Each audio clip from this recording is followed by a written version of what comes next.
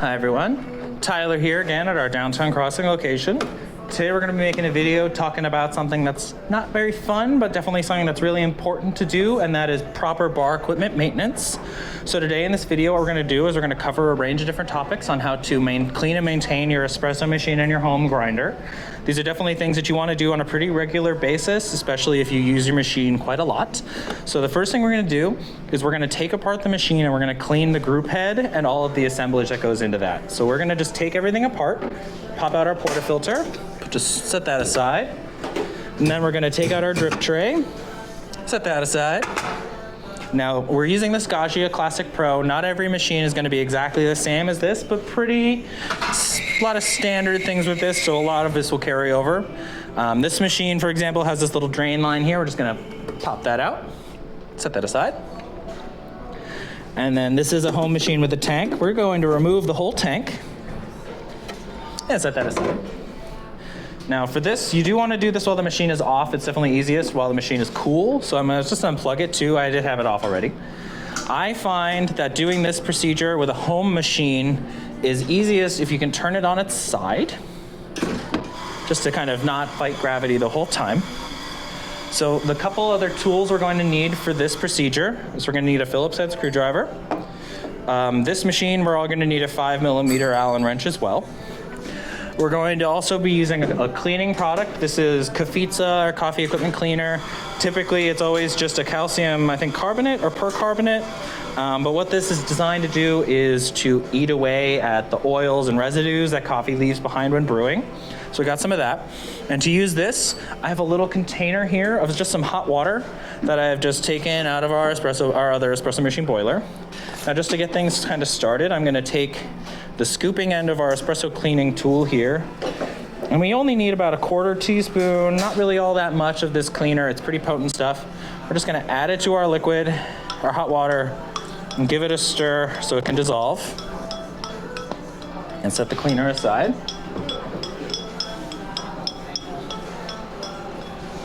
And I'm just going to put this behind me for now. Actually, no, we'll leave it up front.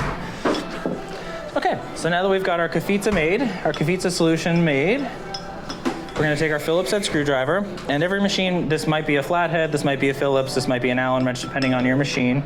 Refer to your machine's specific documentation if you have any questions. We're going to use our Phillips head screwdriver, and in this group head assembly, there is a small metal screen with a screw in the middle. We're going to remove that. This is the dispersion screen. This is the part of the machine that takes the water that's created by the boiler and it evenly distributes it across the surface of the espresso. So we've removed the screw and this small little plate comes out. We're just gonna pop that into our Cafiza solution. Just to soak, that will eat away at any of the residues. Now this machine, not every machine has this, but this machine has a mounting piece to hold that dispersion screen on. So we're gonna use our Allen key just to take that off. Now this one has 2 screws, so we just want to remove those both. Oop. And if you find that the pieces get a little stuck when you go to remove them, if they're a little caked on or anything like that, use your Allen wrench or a small flathead to just kind of work them off a little bit. So this is the mounting piece that we've just removed. And like we've done with everything else, we're just going to pop it into our cleaner. So now we've exposed the group mechanism in here. So we just want to give that a quick clean. So I'm just going to dip my brush into the Cafiza solution and give that a quick wipe. Just making sure that we get into all the crevices where you would lock in your portafilter, making sure to wipe down the gaskets. We're just making sure that we get rid of anything that needs to be cleaned out of there. And then just taking a towel, going to give that a quick wipe. Just get anything left behind. And that's that. It's a pretty easy procedure once you break everything down. So next step, obviously, is we got to put it all back together. Pretty easy procedure. To make my life easier, I've just set this up so I can quickly troop all the parts into one place. Set that behind. And we're just going to do the exact same process we just did in reverse. Just quickly wiping down the pieces in between just to make sure that we got off any of the residue. So spotless, nice and clean. If you do find that has any residue left behind, just take your cleaning towel or the cleaning brush just to quickly give it a quick scrub if it needs it.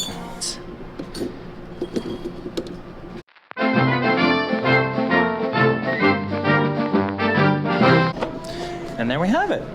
We've cleaned the group of our espresso machine. So the next thing we're going to do is we're going to clean our portafilter and we're going to back flush the groups. So what we're going to need for this procedure is we're going to need some of our Cafiza cleaner.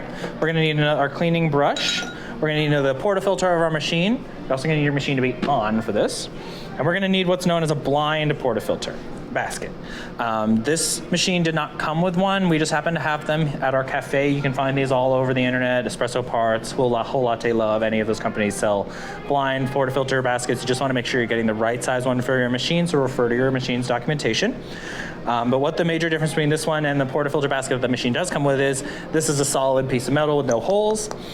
So this is going to really help us to force cleaner into the machine to help us to get out any residues that may have formed. So what we're going to do is we're going to take our portafilter, and I find I just use the blind basket to get underneath the basket that it came with to kind of pry it out of place and set that aside. And we're just take our blinds, pop it into place, looks the same. So now that we're there, we're gonna take our portafilter and we're gonna get some cleaner in there.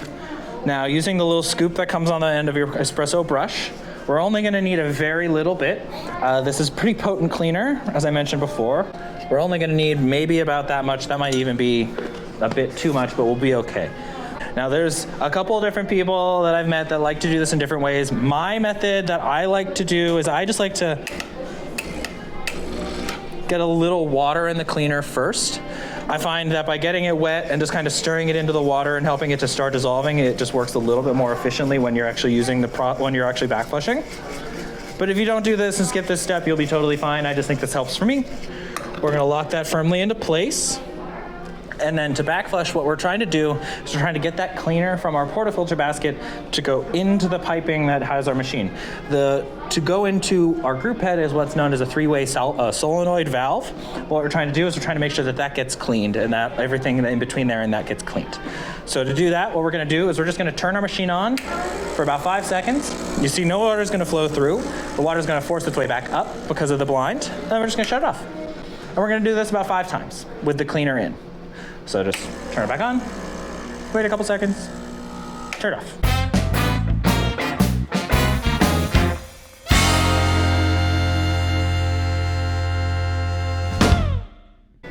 So now that we have gone and we've distributed that cleaner in the machine, we just want to make sure that we get all of that cleaner out of the machine. So I'm just going to take this extra cleaner, it's pretty much water at that point. I'm just going to dump it out. Give our portafilter a little bit of a wipe, just get rid of any of that residue. And taking just a dry, clean portafilter, I do like to do a little run first just to get any residue that might be left. We're just gonna take our portafilter back in, lock it back into place without the cleaner in it, and now we're just gonna do the same procedure again, 5 rinses for 5 seconds, just to make sure that we've cleaned out any of that cleaning residue. So now that we've disassembled and cleaned our groups, the next thing we want to clean is our portafilter. This is the piece of the machine where we load all of our coffee. This is the piece of the machine that all of our espresso flows through. So there's definitely always the potential for residues and buildups to form on the inside of our portafilter. So to clean this, pretty simple procedure. I've got another little jug of hot water here. I'm going to take some of our Cafiza cleaner. Same small amount that we've used for all of our other preparations. A little bit more than that. Just add that to our water.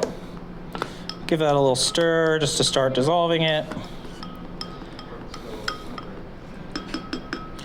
And then, pretty simple procedure. We're just gonna pop out the portafilter basket, drop that into the solution, and then take the whole portafilter and drop that into our solution. Well, actually, it looks like I need a little bit more water, but that's okay for now.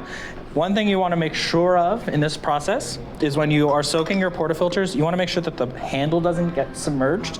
Cafiza does have a tendency to warp plastic a little bit, kind of eats away at different plastics and rubbers. So, and a lot of those can be in your portafilter handle. So by just making sure that you're only submerging your water, really, or the metal pieces, really helps to make sure that you're not having any of those issues. So realistically, we're just going to soak this in the Cafiza for a period of time, and then just wipe them clean of any residue that's formed. You can either use the brush if it's a bit more stubborn, or just a cleaning towel like this one. And we're just going to give it a good wipe, just to make sure we've gotten rid of any residues that have formed. Luckily, this portafilter is pretty brand new, so it really doesn't have all that much in there. But you can definitely just see we've given it a nice sheen. Any oils that might have been stuck in there from shots we may have pulled, definitely cleaned away. Just gives us a nice clean portafilter. And you just want to do the same with your basket.